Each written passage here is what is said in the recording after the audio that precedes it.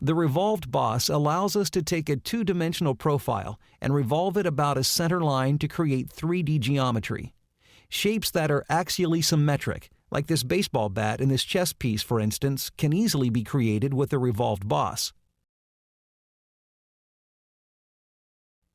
The revolved boss command can be launched using the icon or from the drop-down menu. Next, select the sketch plane and create the profile for the Revolve feature.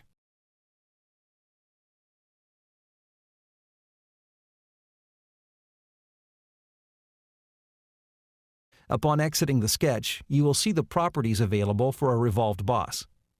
The first selection box requires you to select a sketch line or edge of geometry as an axis of revolution. If you have a single center line in the sketch for your axis of revolution, SolidWorks will automatically select the center line for the axis of revolution.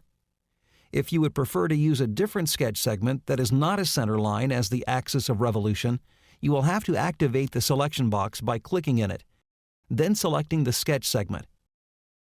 The number of degrees of revolution can be specified in the spin box by using the arrows or typing in a value directly.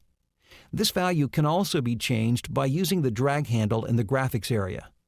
If I drag the handle completely around, I can change the direction of the revolve. The direction can also be changed from clockwise to counterclockwise by pressing this button. It is also possible to specify a couple of different revolve types like we've seen in the extrude feature, up to vertex, up to surface, offset from surface, and midplane. You can also activate the Direction To box to apply a different angle on the opposite side of the profile sketch.